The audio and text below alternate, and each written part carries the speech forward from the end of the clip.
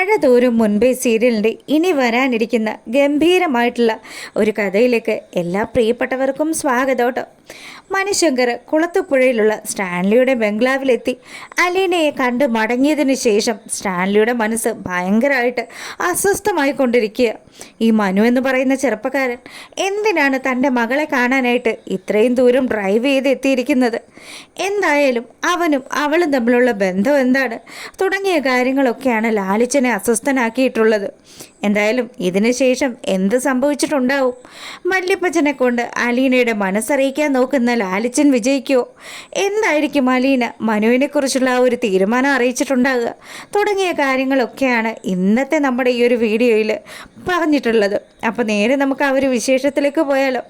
അങ്ങനെ മനു പോയതിന് ശേഷവും അലീന അവിടെ തന്നെ നിൽക്കുകയാണ്. മനു പോയിട്ടും അലീനയുടെ ഉള്ളിലും മുഴുവനും മനുവിനെ കുറിച്ചിട്ടുള്ള ചിന്തകളാണ്.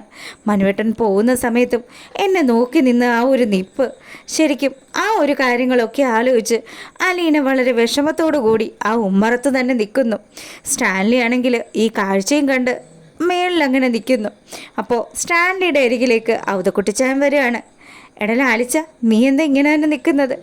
അതോ അപ്പനൊന്ന് താഴേക്ക് നോക്കിക്കേ. അപ്പൻ്റെ പുന്നാര പേരക്കുട്ടി അവളവിടെ നിൽക്കുന്നത് കണ്ടോ?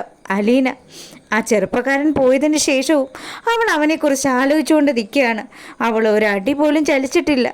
അത് കണ്ടതും ഔതക്കുട്ടിച്ചായൻ അലീനയെ ശ്രദ്ധിക്കുകയാണ്. പുള്ളിക്കാരനും മനസ്സിലായി മണിശങ്കർ വന്ന സമയത്ത് അലീനയുടെ ആ ഒരു ഭാവമാറ്റം. എന്തായാലും മോനെ, നീ ഇപ്പോൾ അവളോട് ഇതൊന്ന് ചോദിക്കാൻ പോകണ്ട. ഞാൻ ചോദിക്കുന്നില്ല എങ്കിൽ അതിനുള്ള മറുപടി അപ്പച്ചനായിട്ട് എനിക്ക് നേടിത്തരേണ്ടി വരും. അലീനയോട് അപ്പച്ചൻ തന്നെ സംസാരിക്കേണ്ടി വരുമെന്ന് ലാലിച്ചൻ പറയുകയാണ്. അത് ഞാൻ തന്നെ സംസാരിക്കണോ? ശരി, ഞാൻ സംസാരിക്കാം. നിനക്ക് അങ്ങനെ ഒരു നിർബന്ധം ഉണ്ടെങ്കിൽ. നിർബന്ധം ഉണ്ടപ്പച്ച. കാര്യം എന്താണെന്ന് വെച്ചാലേ, ഈ ലാലിച്ചൻ്റെ മകള് നല്ല ഒരുത്തനെ കെട്ടി സന്തോഷമായിട്ട് ജീവിക്കണമെന്നാണ് ഞാൻ വിചാരിച്ചിട്ടുള്ളത്. അല്ലാതെ കണ്ട വേറെ ഒരു ജാതിയിൽപ്പെട്ട ഒരാൾക്ക് വേണ്ടിയിട്ട് എൻ്റെ മകളെ വിവാഹം കഴിച്ചു കൊടുക്കാനായിട്ട് ഞാൻ ഒരിക്കലും ഒരുക്കമല്ല. അവളുടെ ആ നിപ്പ് കാണുമ്പോഴേ അറിയാം അവനും അവളും തമ്മിൽ എന്തോ അരുതാത്തൊരു ബന്ധമുണ്ടെന്ന്. പിന്നെ അപ്പച്ചനറിയാലോ, വൈജയന്തിയുടെ ആ കുടുംബക്കാരുമായിട്ടുള്ള ഒരു ബന്ധത്തിനും എനിക്കിനി താല്പര്യമില്ല. കിട്ടിയതും തന്നതിനും ഒക്കെ നന്ദിയുണ്ട്. ആ വീട്ടുകാരെ എനിക്ക് ഒരിക്കലും ഉൾക്കൊള്ളാൻ സാധിക്കില്ല എന്ന് തന്നെ ലാലിച്ചൻ പറയുകയാണ്. എടാ മോനെ, അതിന് നീ ഇങ്ങനെ കിടന്ന് പിടയ്ക്കാതെ. ഞാൻ അവളോട് പോയി സംസാരിക്കട്ടെ. അവളുടെ ഉള്ളിലിരിപ്പ് കൂടെ അറിയണമല്ലോ. അങ്ങനെ നമ്മുടെ ഔതക്കുട്ടിച്ചായൻ നേരെ അലീനയുടെ റൂമിലെത്തുകയാണ്. അലീനയാണെങ്കിൽ ആ നിമിഷവും മനുവിനെ കുറിച്ച് ആലോചിച്ചുകൊണ്ട് തന്നെ ഇരിക്കുന്നു. മോളെ, ആ ചെറുപ്പക്കാരൻ നല്ലൊരു ചെറുപ്പക്കാരനായിട്ടാണല്ലോ എനിക്ക് തോന്നിയത്. എങ്ങനെയാ അവനെ നിനക്ക് പരിചയം?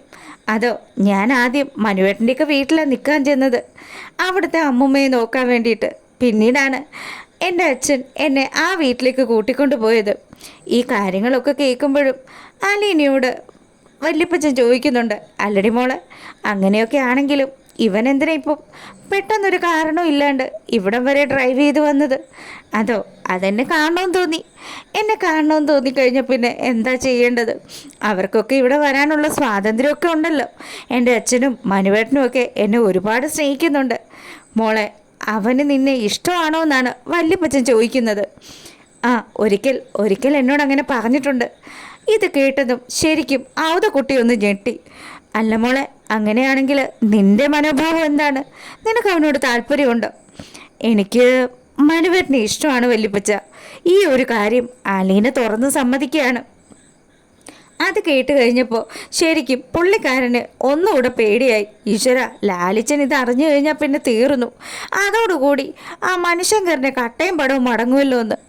അങ്ങനെ ഇതും ആലോചിച്ചുകൊണ്ട് നിൽക്കുമ്പോൾ ഞാൻ വല്യപ്പച്ചനോട് പറയുന്നത് എന്താ ഇങ്ങനെ ആലോചിച്ചുകൊണ്ട് നിൽക്കുന്നതെന്ന് അലീന ചോദിക്കുക. ഈ സമയം വല്യപ്പച്ചൻ പറഞ്ഞു, എടി മോളെ, അത് പിന്നെ നമ്മൾ ക്രിസ്ത്യാനികളാണല്ലോ. നമുക്ക് അമ്മേൻ്റെ ആങ്ങളെൻ്റെ മോനെന്ന് പറയുമ്പോൾ നിൻ്റെ സ്വന്തം സഹോദരനായിട്ടല്ലേ വരുള്ളൂ. അങ്ങനെയുള്ള രീതിയിൽ അവനെ കല്യാണം കഴിക്കാൻ സാധിക്കില്ലല്ലോ.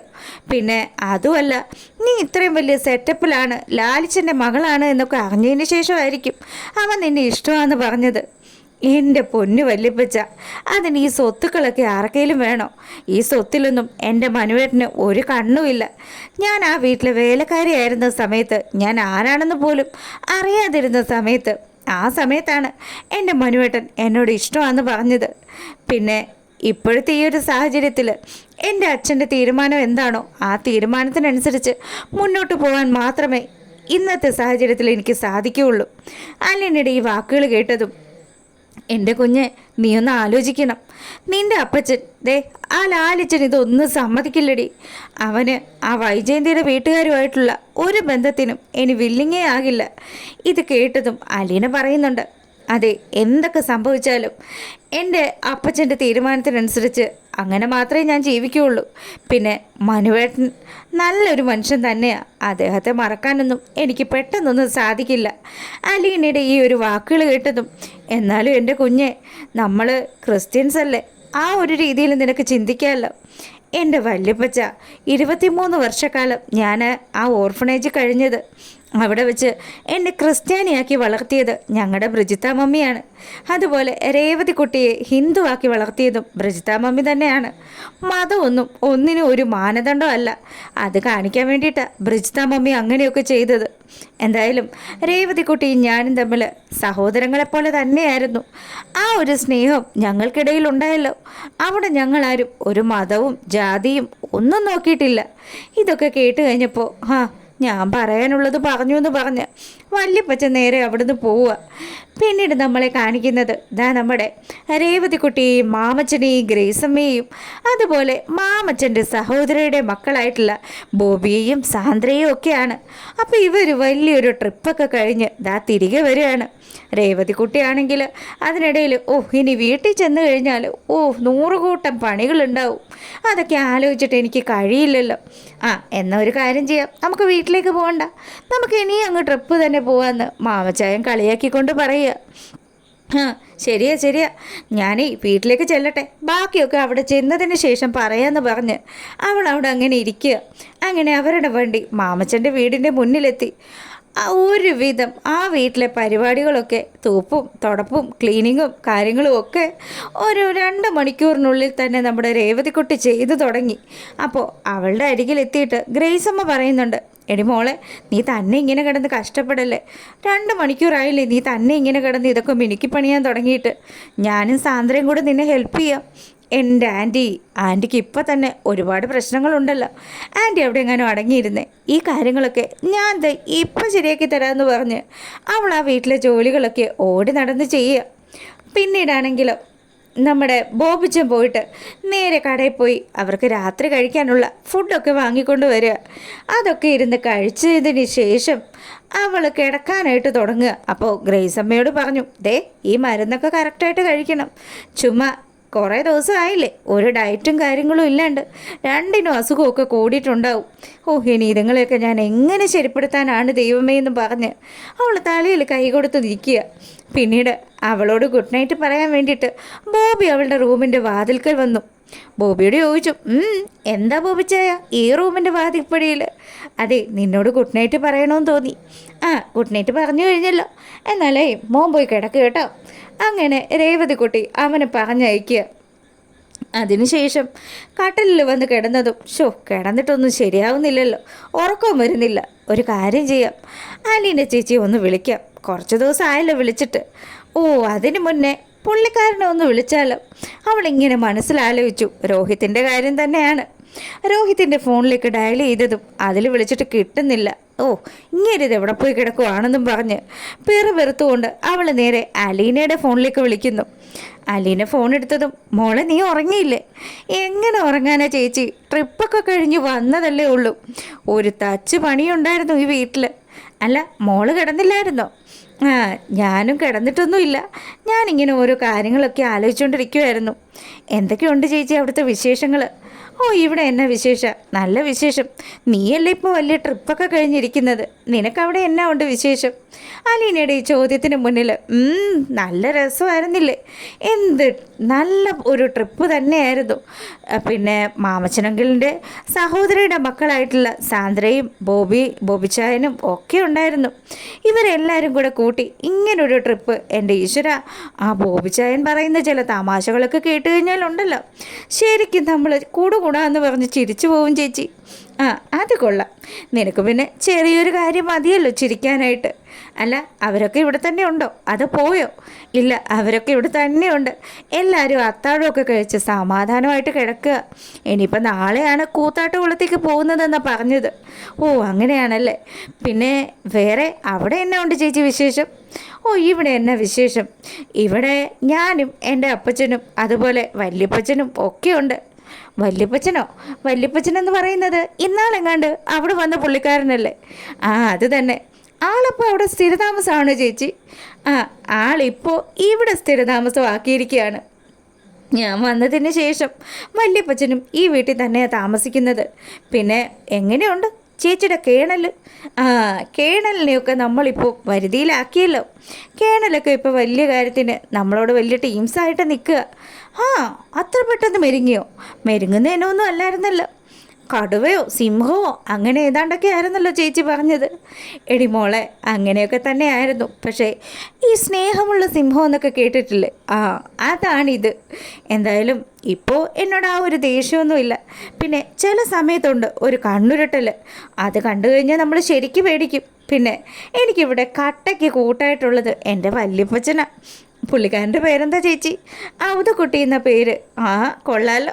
പിന്നെ വേറെ ആരൊക്കെ ഉണ്ട് ചേച്ചി അവിടെ? പിന്നെ അപ്പച്ചൻ്റെ വീട്ടുകാരെ കുറിച്ചൊന്നും കൂടുതലായിട്ടൊന്നും എനിക്കറിയത്തില്ല. അവർ പുനലൂരാണല്ലോ താമസിക്കുന്നത്. പിന്നെ ഒരു റോബിച്ചായനോ അങ്ങനെ ആരോ ആണ് വീട്ടിൽ താമസിക്കുന്നത്.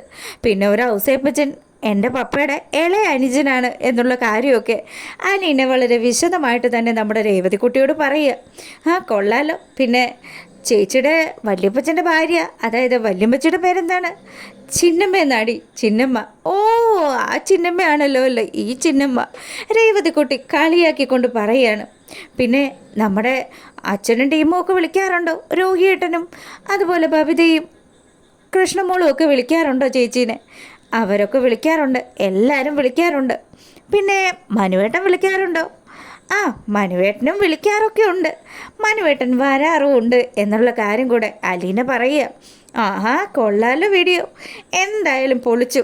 മനുവേട്ടൻ വന്നിട്ട് എന്ത് പറഞ്ഞു? ആ, മനുവേട്ടൻ വളരെയധികം സന്തോഷത്തിലാണ് പോയിരിക്കുന്നത്.